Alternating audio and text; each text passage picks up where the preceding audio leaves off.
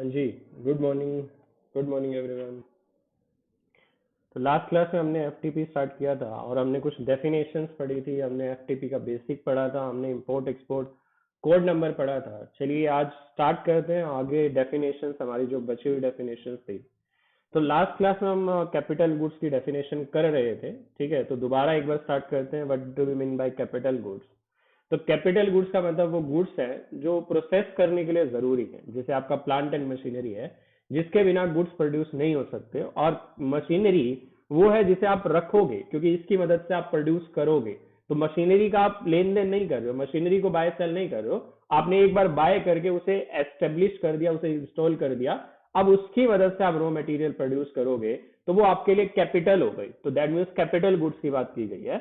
और capital goods में ना सिर्फ मशीनरी आएगी बल्कि वो सारे इक्विपमेंट्स, यानी मशीन के लिए जो टूल्स से लेके और मशीन में आप कोई चेंजेस कर रहे हैं, सारी चीजें किसमें आएंगी? कैपिटल गुड्स में आएंगी। तो कैपिटल गुड्स का मतलब क्या? Plant and machinery, equipment, accessories जो रिक्वायर्ड है किस चीज के लिए? मैन्युफैक्चर करने के लिए या प्रोडक्शन करने के लिए, आइदर डायरेक्टली और इनडायरेक्टली, या सर्विसेज रेंडर करने के लिए जो प्रोडक्ट जरूरी है, जो मशीन इक्विपमेंट जरूरी है, उसे क्या बोला गया? Capital goods. और इसमें शामिल है रिप्लेसमेंट, मॉडर्नाइजेशन, टेक्नोलॉजिकल अपग्रेडेशन और एक्सपेंशन, ये सारी चीजें इसमें शामिल। इतना ही नहीं, इसमें इंक्लूड किया गया है वो सारी मशीनरी जो फिनिश गुड तक बनाने से रिलेटेड सारी चीजें आएंगी, जैसे पैक करना, रेफ्रिजरेशन में रखना, पावर जनरेटिंग सेट, मशीन के टूल्स, इंस्ट्रूमेंट्स, टेस्ट करने के, रिसर्च करने के, डेवलप करने के, क्वालिटी, पॉल्यूशन कंट्रोल, ये सारे के सारे कैपिटल गुड्स में आएंगे। इसके अलावा क्योंकि हमने लास्ट क्लास में पढ़ा था कि यहाँ पे मैन्युफैक्चर का मतलब सिर्फ नॉर्मल मैन्युफैक्चर से नहीं है, बल्कि एग्रीकल्चर वाली चीजें भी एफटीपी के पर्पज से मैन्युफैक्चर में ही आती है। तो नीचे थर्ड पॉइंट इसी के लिए लिखा है कि कैपिटल गुड्स में वो सारी मशीनरी भी आएगी जो यूज की जा रही है manufacturing, mining, agriculture, aquaculture, animal husbandry, floriculture, horticulture, pisciculture, poultry, sericulture, viticulture, as well as services से रिलेटेड, वो सारी चीजें आपकी कैपिटल गुड्स में आएंगी। ठीक है, बहुत आसान सी डेफिनेशन है, कैपिटल गुड्स में कुछ नहीं है। कंज्यूमेबल्स का मतलब क्या है? कंज्यूमेबल्स का मतलब वो जो प्रोसेस के दौरान कंज्यूम हो रहा है। मतलब मैं रॉ मटेरियल से फिनिश गुड बना रहा हूं, तो ये जो प्रोसेस है, इस प्रोसेस में कुछ प्रोसेसिंग होती है। प्रोसेस में ना कुछ अलग अलग प्रोडक्ट मिक्स किए जाते हैं और मिक्सचर के बाद क्या बनता है? एक फाइनल प्रोडक्ट, फिनिश प्रोडक्ट बनता है। तो कंज्यूमेबल का मतलब वो चीजें जो पार्टिसिपेट कर रही है, जो रिक्वायर्ड है मैन्युफैक्चरिंग प्रोसेस के लिए। हो सकता है ये एंड प्रोडक्ट का पार्ट बने और हो सकता है ना बने, हो सकता है ये टोटली कंज्यूम हो जाए, हो सकता है इसका कुछ पोर्शन बच भी जाए ड्यूरिंग ए मैन्युफैक्चरिंग प्रोसेस, इसे कंज्यूमेबल बोला गया। यानी जो प्रोसेस के दौरान कंज्यूम हो रहा है उसे कंज्यूमेबल बोला गया। ठीक है, कोई भी प्रोसेस आप कर रहे हो उसके दौरान आपने जो सब्सटेंस ऐड किया है, आपने जो रिएक्शन करने के लिए जो भी केमिकल कुछ यूज किया है, जो कंज्यूम हो रहा है उस प्रोसेस के दौरान, उसे क्या बोला गया? कंज्यूमेबल्स बोला गया। डन। नेक्स्ट है कंज्यूमर गुड्स। कंज्यूमर गुड्स का मतलब जो कंज्यूमर की नीड को सेटिस्फाई करे और कंज्यूमर जिसका यूज कर रहा है वो कंज्यूमर गुड्स है। दैट मीन्स कंजम्पशन गुड्स जो सेटिस्फाई कर रहे हैं ह्यूमन नीड्स को विदाउट फर्दर प्रोसेसिंग और इंक्लूड कंज्यूमर ड्यूरेबल और accessories there. Then counter trade. तो काउंटर ट्रेड का मतलब क्या है? काउंटर ट्रेड, देखो काउंटर करना किसी की बात को, अब यहाँ पे काउंटर ट्रेड है। काउंटर ट्रेड का मतलब क्या होगा? ट्रेड मतलब इंपोर्ट भी हो रहा है और एक्सपोर्ट भी हो रहा है। जब दोनों चीजें हो रही है, काउंटर हो रहा है, इधर से आ रहा है और उधर से जा रहा है, और उससे हमारी पेमेंट हो रही है। मतलब इंपोर्ट में पेमेंट करनी है, एक्सपोर्ट में पेमेंट आएगी, दोनों पेमेंट को मैच करा दिया तो हो सकता है पूरा का पूरा मैच हो जाए, हो सकता है कुछ चीजें आपको बची हुई कैश में या किसी और तरीके से पे करनी पड़े। That is called counter trade. अब काउंटर ट्रेड सेम कंट्रीज में भी हो सकता है, सेम कंट्री से इंपोर्ट, सेम कंट्री से एक्सपोर्ट, तो यहां भी काउंटर ट्रेड हो सकता है। और इवन अगर हमारा एग्रीमेंट है किसी थर्ड कंट्री के साथ, तो वहां से भी हो सकता है कि हमने एक कंट्री से इंपोर्ट किया, दूसरी कंट्री को एक्सपोर्ट कर रहे हैं, तो वहां से इन दोनों को मैच करा दिया, बोले इस तुम्हें पेमेंट करनी है और मुझे इससे पेमेंट लेनी है, तुम दोनों आपस में ले लो, बीच में मैं आ जाऊंगा, कोई दिक्कत नहीं। तो दैट मीन्स इसे क्या बोला गया? काउंटर ट्रेड बोला गया है। तो काउंटर ट्रेड का मतलब एक अरेंजमेंट से होता है जिसके दौरान इंपोर्ट एक्सपोर्ट इंडिया में बैलेंस किया जाता है, मतलब इंपोर्ट कर रहे हो इंडिया में, एक्सपोर्ट कर रहे हो इंडिया से, इनको बैलेंस किया जाता है या तो direct import export from importing exporting country से, मतलब जिस देश से इंपोर्ट या एक्सपोर्ट कर रहे हो उसी को मैच करा दिया, या एक थर्ड कंट्री से अंडर ए ट्रेड एग्रीमेंट और अदरवाइज। अब वो क्या कह रहा है, इसके लिए जो पेमेंट आपको करनी है, एस्क्रो अकाउंट आप ओपन करोगे, जिस अकाउंट में पैसा आएगा उसी अकाउंट से पैसा चला जाएगा। बाय बैक अरेंजमेंट हो सकती है कि तुम्हें क्या करना पड़ेगा, 3 साल के बाद ये प्रोडक्ट मुझसे वापस बाय करना पड़ेगा, ये प्रॉमिस करो, तो दैट मीन्स वहां पे बाय बैक अरेंजमेंट हो सकती है। बार्टर तो हमें पता ही एक्सचेंज होता है, और इसी तरह की कोई सिमिलर अरेंजमेंट। अभी भी कोई बैलेंस बचता है तो आप पे कर सकते हो कैश में, गुड्स में, या सर्विसेज के फॉर्म में। अभी भी अगर कोई बैलेंस बचता है तो उसकी पेमेंट ऐसे भी हो सकती है। That is called counter trade. Next है हमारा डेवलपर। तो डेवलपर हम वर्ड पढ़कर आए हैं, डेवलपर में हमें दिक्कत नहीं होनी चाहिए। डेवलपर वर्ड हम पढ़कर आए हैं एससीजेड में, एससीजेड में डेवलपर पढ़ा था।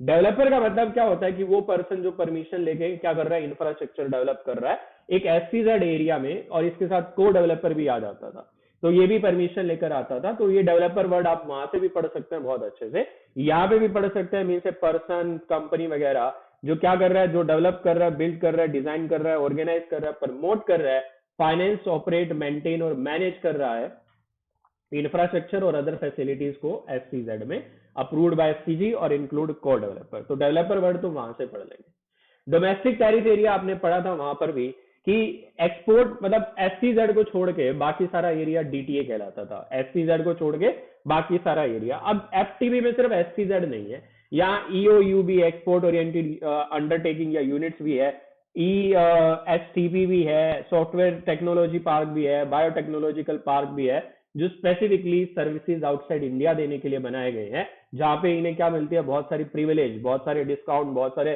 टैक्स एग्जम्पशन, टैक्स रिबेट मिलती है। क्या कि इंडिया ज्यादा से ज्यादा, मैंने बोला ना, इंडिया करना चाहता है ज्यादा से ज्यादा एक्सपोर्ट, तो एक्सपोर्ट करने के लिए जरूरी क्या है, ऐसी जगह बनाई जाए जहां पे कोई एक्सपोर्टर आके यूं कहे, बोले अच्छा मेरे को फायदा मिल रहा है एक्सपोर्ट करके, तो मैं तो आउटसाइड इंडिया ही सर्विसेज दूंगा बजाय इसके कि इंडिया में सर्विसेज देने के। डन। उसे क्या बोला गया, डीटीए बोला गया, जो इन एरिया को छोड़ के है। नेक्स्ट है drawback on deemed export. Drawback on deemed export को समझना कैसे, कि मान लो डीटीए से कोई प्रोडक्ट एससीजेड में जा रहा है, तो वो क्या है, डीटीए के लिए एक्सपोर्ट है, डीटीए के लिए एक्सपोर्ट है, और डीटीए कुछ प्रोडक्ट मंगा रहा है तो वो इंपोर्ट है। ठीक है, डीटीए की बात की गई है, in respect of DTA, in respect of DTA के प्रोस्पेक्ट से बात करूं तो डीटीए अगर कोई प्रोडक्ट भेज रहा है एससीजेड में तो उसके लिए एक्सपोर्ट है, और कोई चीज मंगवा रहा है तो उसके लिए इंपोर्ट है। अब ये क्या कह रहा है कि अगर डीटीए ने क्या किया, कोई रॉ मटेरियल मंगवाया एससीजेड से और प्रोसेस करने के बाद एससीजेड को भेज दिया, तो ये भी क्या है, डीम्ड एक्सपोर्ट है। तो ये भी क्या मांगेगा, ये भी रिबेट मांगेगा, क्योंकि एससीजेड को हमने क्या बोला था, एससीजेड को हमने एक तरह से फॉरेन टेरिटरी ट्रीट किया था। तो यहां भी अगर प्रोडक्ट जा रहा है तो उसे डीम्ड एक्सपोर्ट माना जाएगा, और जो डीटीए में मैन्युफैक्चरर है वो क्लेम कर सकता है, रिबेट वगैरह क्लेम कर सकता है कि मुझे भी ड्यूटी फ्री किया जाए, मेरे को भी ड्यूटी वापस दी जाए जो मैंने पे करी है इंपोर्ट पे। तो ये डीम्ड एक्सपोर्ट है, मतलब फॉरेन में नहीं भेज रहे हैं, लेकिन एक इंडिया में एक जगह है जिसे फॉरेन माना गया है तो हम उसमें भी भेज रहे हैं, तो वो भी क्या कहलाएगा, एक्सपोर्ट ही कहलाएगा। डन। तो कह रहे हैं draw back on deemed export का मतलब क्या है, ऐसा कोई गुड्स जो आपने मैन्युफैक्चर किया इंडिया में और सप्लाई किया as a deemed export. Supply कहां किया है, एससीजेड में आपने। मीन्स आप क्या कहना चाहते हो, मुझे भी रिबेट मिले किन गुड्स पे, जो मैंने इंपोर्ट किए हैं, या एक्साइजेबल गुड्स या मटेरियल या टैक्सेबल सर्विस जो मैंने यूज करी है, किसके लिए, as input service in manufacture of such goods. भी ये गुड्स को बनाने में मुझे जो इंपोर्टेड मटेरियल, मतलब मुझे जो रॉ मटेरियल लेकर आना पड़ा, इंडिया में जो मैंने एक्साइज ड्यूटी पे करी है, इंडिया में जो मैंने टैक्स पे किया है, मुझे भी उसका रिबेट मिलना चाहिए, चाहे मैं एससीजेड में भेज रहा हूं। तो that is called deemed export बोला गया है इसे, डीम्ड एक्सपोर्ट है नहीं ये, लेकिन मान लिया गया। और अगर एक्सपोर्ट मान लिया गया तो आप क्या क्लेम करोगे, आप क्लेम करोगे ना, सर एग्जम्पशन दी जाए, सर फायदा दिया जाए, उसे क्या बोला गया, drawback on deemed export. Next है ईओयू। एक्सपोर्ट ओरिएंटेड यूनिट का मतलब क्या है, जिसको क्या मिला है, लेटर ऑफ परमिट दिया गया है डेवलपमेंट कमिश्नर के द्वारा, और यहां से 100% एक्सपोर्ट होगा, क्योंकि नाम से क्लियर है ना, एक्सपोर्ट ओरिएंटेड यूनिट।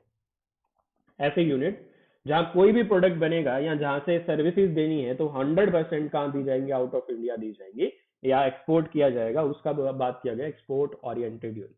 जो एक्सपोर्ट के पर्पज से बनाई गई है। तो यहाँ पे ना इनकी कुछ ऑब्लिगेशन है। ऑब्लिगेशन क्या है, अगर तुम्हें फायदा लेना है तो तुम्हें क्या करना पड़ेगा, एक positive foreign exchange turnover generate करना पड़ेगा। मतलब तुम इंडिया के बाहर से कुछ मंगवा रहे हो और तुम फिर क्या करो, एक्सपोर्ट भी उसी हिसाब से करो, सो दैट ऑब्लिगेशन पूरी हो। यानी जितना फॉरेन एक्सचेंज तुम्हारी मशीनरी या किसी चीज को मंगवाने में लगा है, उसका कई गुना तुम्हें गवर्नमेंट को वापस देना है। किस फॉर्म में, एक्सपोर्ट की फॉर्म में। तो that is called export oriented unit. Then excisable goods का मतलब क्या, वो गुड्स जिन पे ड्यूटी ऑफ एक्साइज लगती है, वो गुड्स जिनकी मैन्युफैक्चरिंग पे, जिनके प्रोडक्शन पे क्या लग रही है, ड्यूटी ऑफ एक्साइज लग रही है, उसे क्या बोला गया, एक्साइजेबल गुड्स बोला गया। आज के टाइम पे क्या रह गया, पेट्रोल रह गया, लिकर रह गया, बाकी लगभग चीजों पे क्या कर दिया, एक्साइज हटा के जीएसटी लगा दिया। एक्साइजेबल गुड्स आज भी मतलब प्रोस्पेक्ट से कहलाते हैं, जिन पे एक्साइज ड्यूटी लगती थी या लगती है, उसे एक्साइजेबल गुड्स बोला गया। डन। एक्सपोर्टर का मतलब क्या है, अब ये तो बताने की जरूरत नहीं है, बोले जो आउट ऑफ इंडिया एक्सपोर्ट कर रहा है, जो एक्सपोर्ट कर रहा है, ठीक है, या फिर इंटेंट टू एक्सपोर्ट, या जिसकी मंशा है और जिसने होल्ड किया आईसी नंबर, उसे एक्सपोर्टर बोला गया। इसी तरह इंपोर्टर कौन है, बोले जो इंडिया में प्रोडक्ट मंगा रहा है या जिसकी इंटेंशन है इंडिया में प्रोडक्ट मंगाने की और जो होल्ड कर रहा है आईसी नंबर, उसे क्या बोला गया, इंपोर्टर बोला गया। तो इंपोर्टर एक्सपोर्टर तो बहुत सिंपल सी डेफिनेशन है, इसमें तो कोई डाउट भी नहीं होना चाहिए। अच्छा, फिर क्या आया, फ्री का आया। फ्री का मतलब क्या है, ऐसे गुड्स जिन पे कोई रेस्ट्रिक्शन नहीं है, ठीक है, ऐसे गुड्स जिनके लिए आपको कोई परमिशन नहीं चाहिए इंपोर्ट एक्सपोर्ट करने के लिए, उन्हें फ्री गुड्स बोला गया। तो फ्री गुड्स का मतलब वो गुड्स जिनके लिए आपको ऑथराइजेशन, लाइसेंस या परमिशन की जरूरत नहीं है इंपोर्ट करने के लिए या एक्सपोर्ट करने के लिए आउट ऑफ कंट्री, उन्हें क्या बोला जाता है, फ्री गुड्स बोला जाता है। उन्हें क्या बोला जाता है, फ्री गुड्स बोला जाता है। डन। फ्री गुड्स बड़ा सिंपल है। नेक्स्ट है जॉबिंग। जॉबिंग का मतलब क्या है कि मान लो मैंने एक रॉ मटेरियल मंगवाया, इस रॉ मटेरियल में मैंने कुछ प्रोसेसिंग अपने यहां करी और फर्दर प्रोसेस के लिए मैंने दूसरी जगह भेज दिया। फर्दर प्रोसेस के लिए या इसे फिनिश गुड में बदलने के लिए मैंने, जैसे फॉर एग्जांपल पैकिंग करने के लिए, भाई प्रोडक्ट मैंने बना दिया पूरा का पूरा, लेकिन जो पैकिंग का काम है ना, मैंने आउटसोर्स कर रखा है। Outsource in the sense packing कहीं और से होकर आती है, तो दैट मीन्स पैकिंग वाला बना रहा है, बोले नहीं सिर्फ पैकिंग कर रहा है, दैट मीन्स वो जॉबिंग कर रहा है। जॉबिंग मतलब वो किसी पर्सन को हेल्प कर रहा है प्रोडक्ट को पूरा करने में, उसे जॉबिंग बोला गया। जॉबिंग बीच में भी हो सकती है, यानी मान लो मेरा रॉ मटेरियल है, तो रॉ मटेरियल मतलब मेरे पास मान लो कोई मशीन नहीं है, तो मैंने एक प्रोसेस के लिए उसके वहां भेजा, फिर उसने प्रोडक्ट प्रोसेस किया, वापस मेरे पास आया, मैंने पैकिंग कर दिया, मैंने अपना ब्रांड नेम यूज किया या मैंने थोड़ा बहुत प्रोसेसिंग किया, तो दैट मीन्स ये जो थोड़ा बहुत प्रोसेस कर रहा है, जो फिनिश गुड को पूरा करने के लिए जरूरी है, उसे जॉबिंग बोला जाता है। तो जॉबिंग का मतलब प्रोसेस या वर्किंग किसके ऊपर, रॉ मटेरियल या semi finish product. Semi finish का मतलब कुछ प्रोसेस मैंने कर दी, कुछ प्रोसेस सामने वाला कर देगा। सप्लाइड टू जॉब वर्कर, इस पर्पज के लिए हमने जॉब वर्कर को दिया ताकि वो कंप्लीट करे the process resulting in manufacture और फिनिशिंग ऑफ एन आर्टिकल और एनी ऑपरेशन, जो जरूरी है किस चीज के लिए, अफोर्सेड प्रोसेस के लिए, यानी प्रोडक्ट को पूरा करने के लिए वो प्रोसेस जरूरी है, तो उसे क्या बोला गया, जॉबिंग बोला गया। तुमने जीएसटी में भी काफी बार पढ़ा होगा, जॉबिंग वर्क, जॉब पे भी क्या लगता है, जीएसटी लगता है ना, जॉब वर्क पे भी। डन। मैन्युफैक्चर की डेफिनेशन हम पहले भी पढ़ चुके हैं, मैन्युफैक्चर में ऐसा कुछ नया नहीं है। मैन्युफैक्चर की डेफिनेशन हमने लास्ट क्लास में पढ़ी थी। सिर्फ ये याद रखना है, for the purpose of FTP, manufacture में एग्रीकल्चर वाली चीजें भी शामिल है। For the purpose of FTP, manufacture में एग्रीकल्चर या उससे रिलेटेड सारी चीजें शामिल है। डन। मर्चेंट एक्सपोर्टर, मर्चेंट का मतलब ट्रेड से आता है, तो बोले वो जो ट्रेड कर रहा है, मैन्युफैक्चर नहीं कर रहा है, वो जो ट्रेड कर रहा है और एक्सपोर्ट कर रहा है। तो मर्चेंट एक्सपोर्टर तभी होगा ना, बोले ट्रेडिंग एक्टिविटी में इन्वॉल्व है और एक्सपोर्ट कर रहा है या इंटेंट टू एक्सपोर्ट कर है उसकी, तो उसे मर्चेंट एक्सपोर्टर बोला गया। एक तो मैन्युफैक्चर होगा, मैन्युफैक्चर मतलब जिसने बना के किया है, मर्चेंट मतलब जो सिर्फ दूसरे के बनाए हुए को एक्सपोर्ट कर रहा है, उसे क्या बोला गया, मर्चेंट एक्सपोर्टर बोला गया। देन कोटा, कोटा का मतलब होता है रिजर्वेशन टाइप। जैसे मान लो हमने स्पोर्ट्स कोटा, स्पोर्ट्स कोटा मतलब एक कोटा जो स्पेसिफिकली स्पोर्ट्स वालों के लिए रिजर्व किया गया, यानी स्पेसिफिकली स्पोर्ट्स वाले, यानी जिसकी कोई स्पेसिफिकेशन है और जिसको रिजर्व रखा गया या जिसके लिए एडिशनल कंडीशन या जिसको कुछ माफी दी गई है कुछ चीजों से, भाई उसे ये चीजों की कंप्लाइंस करने की जरूरत नहीं है, लेकिन कुछ एडिशनल कंप्लाइंसेस है, जैसे आप स्पोर्ट्स में होने चाहिए या ऐसी चीजें। तो कोटा का मतलब quantity of goods specific kind, जिनकी कोई स्पेसिफिकेशंस है, जो परमिट है इंपोर्ट करना विदाउट रेस्ट्रिक्शन या इंपोज की जा सकते हैं उसके ऊपर क्या, एडिशनल ड्यूटीज भी।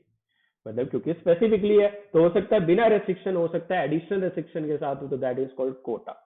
तो वो क्वांटिटी ऑफ गुड्स है जो स्पेसिफिक काइंड्स के हैं, और जिनको आप परमिट, आपको जिनको इंपोर्ट कर सकते हैं बिना किसी रेस्ट्रिक्शन के या एडिशनल ड्यूटीज के साथ, उसे क्या बोला गया है, कोटा बोला गया है।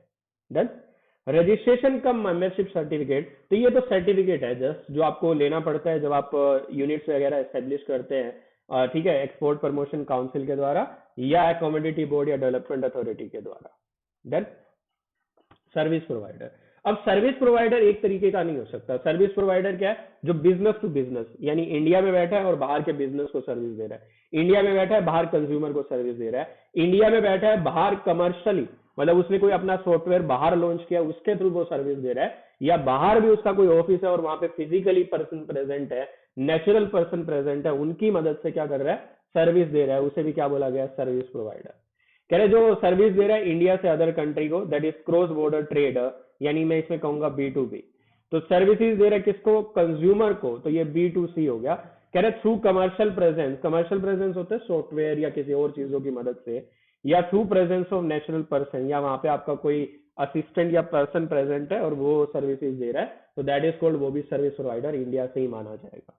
देन सियोन, सियोन समझना, सियोन का मतलब क्या, एक स्टैंडर्ड है। सियोन बहुत इंपॉर्टेंट डेफिनेशन है, बहुत ही ज्यादा इंपॉर्टेंट डेफिनेशन है, क्योंकि सियोन वर्ड बहुत बार आएगा। सियोन से आप क्या समझते हैं, सियोन का मतलब standard input output norms, standard input output norms, मतलब अगर आपने रॉ मटेरियल इंडिया में इंपोर्ट किया, आपने क्या किया, रॉ मटेरियल इंपोर्ट किया, और आप इसे ऐसे का ऐसे एक्सपोर्ट नहीं कर सकते। आपको अगर एक्सपोर्ट करना है तो आपको कुछ प्रोसेस करना पड़ेगा, आपको कुछ वैल्यू एडिशन करना पड़ेगा एक स्पेसिफाइड लिमिट का, उसके बाद ही आपको क्या किया जाएगा, अलाउड किया जाएगा क्या करना, एक्सपोर्ट करना। आपने इंपोर्ट किया रॉ मटेरियल इंडिया में, अब कुछ ना कुछ तो प्रोसेस करके, कुछ ना कुछ तो वैल्यू एडिशन करके आपको एक आउटपुट बनाना पड़ेगा, तभी आपको एक्सपोर्ट में कोई छूट मिलेगी, तभी आपको एक्सपोर्ट में रिबेट मिलेगी। ऐसा नहीं है बोले इस कंट्री से लिया और इस कंट्री को दे दिया, ये नहीं। तो क्या कहा गया है कि कुछ वैल्यू एडिशन होना चाहिए, मतलब आपने कोई रॉ मटेरियल मंगवाया तो रॉ मटेरियल में क्या होनी चाहिए, कुछ ना कुछ वैल्यू एडिशन होनी चाहिए, और फिर उसके बाद वो आगे जाना चाहिए। दैट इज इसके लिए एक स्टैंडर्ड सेट किया गया है, कितना % वैल्यू एडिशन, मतलब ये ऑब्लिगेशन है, आपको परफॉर्म करना पड़ेगा। तो इसका मतलब क्या कह रहा है, स्पेसिफाई कर रहा है रिक्वायर्ड अमाउंट ऑफ इनपुट, कि कितना इनपुट आपको रिक्वायर्ड है, needed to produce a unit of output for exporting, कि आपको कितना इनपुट यानी रॉ मटेरियल यूज करना पड़ेगा एक फिनिश गुड को बनाने के लिए, एक फिनिश गुड की आउटपुट यूनिट को बनाने के लिए, सो दैट आपको एक्सपोर्ट में फायदा मिले। तो इसे क्या बोला गया, सियोन बोला गया।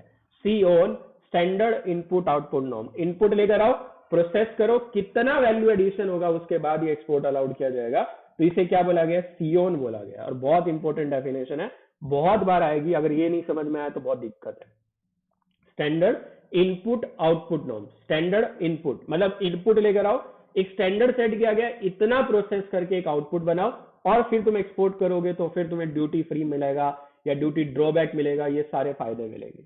और जहां सियोन फिलहाल के लिए नहीं है, मतलब हालांकि ऐसा नहीं है आज के टाइम पे, लेकिन अगर मान लो कोई ऐसा प्रोडक्ट निकल आता है जिसके लिए सियोन मेंशन नहीं है, तो वहां पे NC that means norms committee क्या करेगी, बट एडहोक, एडहोक मतलब टेम्परेरी बेसिस पे बता देगी इनपुट आउटपुट नॉर्म्स, और फिर इसे फर्दर भेज दिया जाएगा किसको, DGFT को, कि तुम इस चीज पे सियोन लागू कर दो, क्योंकि इसके लिए अभी सियोन नहीं बना है। तो that means norms committee in DGFT for approval of ad hoc input output norms in cases जहां सियोन नहीं है, और रेकमेंड करना SION to be notified in DGFT। Status holder, status holder का मतलब एक्सपोर्ट हाउसेस से है, स्टेटस मतलब एक्सपोर्ट हाउस से है। जैसे मान लो तुम एक्सपोर्ट करते हो, तो होता है ना कि भाई बोले ये एक्सपोर्टर, ये इससे बड़ा, ये इससे बड़ा, ये इससे बड़ा, तो एक्सपोर्टर की भी एक क्या बनाई गई है, 5 कैटेगरीज बनाई गई। एक एक्सपोर्टर जो मान लो 20 रुपए का एक्सपोर्ट करता है, एक जो 50 रुपए का, एक जो 100 रुपए का, एक जो 1000 रुपए का, एक जो 10,000 रुपए का, तो दैट मीन्स इसी बेसिस पे इनको क्या मिलती है, प्रेफरेंस मिलती है। तुम बड़े एक्सपोर्ट हाउस हो, तुम्हें क्या करनी पड़ेगी, बहुत सारी क्लियरेंसेस से आजादी है कि यार ये तो रोज करते हैं, इनके ऊपर ज्यादा रेस्ट्रिक्शन मत लगाओ, इनको सेल्फ सर्टिफिकेशन अलाउ करो। सेल्फ सर्टिफिकेशन मतलब सेल्फ डिक्लेयर करेंगे हमारा प्रोडक्ट ऐसा है, चेकिंग करने की जरूरत नहीं है, ज्यादा रोकने की जरूरत नहीं है, प्रेफरेंस इन्हीं को दी जाए क्योंकि ये बहुत बड़े एक्सपोर्टर है, तो दैट मीन्स इसी तरह से स्टेटस दिए जाते हैं। तो दैट मीन्स एक एक्सपोर्टर जो से रिकॉग्नाइज किया गया या तो 1 स्टार या 2 star 3 star 4 star 5 star 5 star by the DGFT या डेवलपमेंट कमिश्नर। अब ये 5 स्टार कैसे दिया जाता है, 4 स्टार कैसे दिया जाता है, इसके लिए एक्सपोर्ट का एक लिमिट तय किया गया है जो हम पढ़ेंगे। स्टेटस होल्डर वाला टॉपिक भी हमारा पूरा का पूरा वहां पढ़ेंगे, क्या फायदे हैं वहां वो भी पढ़ेंगे। देन स्टोर्स, स्टोर्स है ना कस्टम के पर्पज से समझो, कस्टम के पर्पज से समझो स्टोर क्या है, या एक्सपोर्ट के पर्पज, मतलब कस्टम में इंपोर्ट एक्सपोर्ट दोनों मान लो, तो तुम एक्सपोर्ट इंपोर्ट के पर्पज से समझो स्टोर का मतलब क्या है। स्टोर का मतलब एक जो आपने फ्यूल या जो चीजें आपने स्टोर करी है उनकी बात की गई है। एक मतलब गुड्स, स्टोर का मतलब वो गुड्स जो यूज किया गया है वेसल एयरक्राफ्ट में, इंक्लूड फ्यूल और spare and other article of equipment whether और नॉट फॉर इमीडिएट फिटिंग। कह रहे ऐसा गुड्स जो यूज किया जाना है वेसल में या एयरक्राफ्ट में, जैसे फ्यूल है या स्पेयर्स है, तो उसे आपने स्टोर किया तो वो स्टोर्स वर्ड उसके लिए यूज किया गया है। जो चीज आपने स्टोर करके रखी है उसे स्टोर बोला गया है, और ये कस्टम के पर्पज से समझाया गया है। मान लो जो आप वेसल या एयरक्राफ्ट में आपने स्टोर किया है उसकी बात की गई। सपोर्टिंग मैन्युफैक्चर जो फिनिश गुड तो नहीं बना रहा है लेकिन मदद कर रहा है कहीं ना कहीं दूसरे एक्सपोर्टर की, means one who manufacture goods और प्रोडक्ट और एनी पार्ट और एसेसरीज और component for a merchant exporter और a manufacture exporter under a specific authorisation. मतलब ये सपोर्ट कर रहा है, मतलब ये पूरा फिनिश गुड नहीं बना के दे रहा है, ये सपोर्ट कर रहा है। एक्चुअल में एक्सपोर्टर या तो मर्चेंट वाला है या मैन्युफैक्चरर एक्सपोर्टर अलग है, और जो कुछ प्रोसेसिंग करके हेल्प कर रहा है इनकी तो उसे सपोर्टिंग बोला गया, लेकिन इसके लिए ऑथराइजेशन जरूरी है। सपोर्टिंग फॉर ईपीसीजी स्कीम आएगी आपकी, एक्सपोर्ट प्रमोशन कैपिटल गुड्स की, one in whose premises factory capital goods imported और procured under EPCG authorisation is into. मतलब मैन्युफैक्चरर एक्चुअल में कोई और है जो इंपोर्ट करेगा, लेकिन हमने क्या किया, एक्सपोर्ट करने के लिए हमें कैपिटल गुड्स की जरूरत थी तो हमने कैपिटल गुड्स किसी और की फैक्ट्री में इंस्टॉल कराए हैं, वहां से वो प्रोसेस होता है, तो दैट मीन्स वो हमारे लिए सपोर्टिंग मैन्युफैक्चरर है, जिसके लिए मशीन हमने मंगवा के इंस्टॉल करा के दिया है, लेकिन वो यूज करेगा, वो प्रोसेस करके हमें देगा और फिर हम एक्सपोर्ट करेंगे। तो इसका फायदा उसे भी और हमें भी है, उसे मशीन मिल गई, हमें प्रोसेसिंग वाला मिल गया, और ये जो स्कीम अगर ईपीजीसी स्कीम के तहत मंगवाई गई है तो उसे रिबेट भी मिलेगी। State trading enterprises, state trading enterprises मतलब गवर्नमेंट ने कुछ बिजनेस है ना अपने लिए रिजर्व किए हैं या कुछ चीजें अपने लिए रिजर्व करी है, तो वो एंटिटी जिनको ग्रांट किया गया एक्सक्लूसिव राइट प्रिविलेज एक्सपोर्ट और इंपोर्ट एज एफटीपी, यानी जिनको पहले अलाउड है कुछ चीजें, मतलब यहाँ पे प्रेफरेंस वाइज है कि कुछ चीजें स्पेसिफिकली स्टेट ट्रेडिंग एंटरप्राइज, यानी जो देश की एंटरप्राइजेज है, स्टेट का मतलब राज्य से नहीं है, स्टेट का मतलब पूरे इंडिया से है, तो इंडिया के रिगार्डिंग जो एंटरप्राइजेज है कुछ जैसे पीएसयू कहते हैं ना, पब्लिक सेक्टर अंडरटेकिंग, ऐसे ही एसटी बनाया गया है, तो जिनको प्रिविलेज, जिनको प्रेफरेंस दी जाती है उनकी बात की गई है। देन नेक्स्ट आपका third party export. Third party export का मतलब क्या है, एक्सपोर्ट मेड बाय एक्सपोर्टर या manufacturer on behalf of another exporter. कह रहा है कि एक्सपोर्ट करना किसी और का था, को था, कर कोई और रहा है, उसे थर्ड पार्टी एक्सपोर्ट बोला गया। मतलब करना था ए को, कर रहा है बी, किसके भी आप पे, ए के भी आप पे, तो वो थर्ड पार्टी एक्सपोर्ट हो गया। In such cases export document such as shipping bill shall indicate the name of manufacturing exporter और मैन्युफैक्चरर या third party exporter, bank realisation certificate, shell declaration form, export order और invoice should be in the name of third party exporter. तो ये सारे document किसके नाम पर होने चाहिए, थर्ड पार्टी एक्सपोर्टर के नाम पे, जबकि शिपिंग बिल किसके नाम पर होगा, मैन्युफैक्चरर के नाम पर होगा जो ओरिजिनल है। डन। तो ये आपकी डेफिनेशन हो गई जहां में अलग अलग चीजें पढ़ाई गई है कि ये चीज क्या है, ये चीज क्या है, क्योंकि आगे ये यूज होनी है। तो अभी पहले डेफिनेशन अच्छे से करो ताकि आगे का आपका क्लैरिटी आए कि क्या चीज है और क्या चीज नहीं। डन। ठीक है, फिर आज के लिए इतना ही, बाय बाय, टेक केयर। ठीक है, अभी थोड़ा ऐसे ही छोटी छोटी सी वीडियोस आएंगी इस चैप्टर की, जितना भी पोर्शन बचा है वो छोटा छोटे पार्ट्स में हम प्रॉपर पूरा करेंगे। अगली क्लास करते हैं, हमारी जो स्कीम्स है वो स्टार्ट करते हैं, या स्टेटस होल्डर वाला हम टॉपिक स्टार्ट करते हैं। ठीक है, फिर आज के लिए इतना ही, बाय बाय, टेक केयर।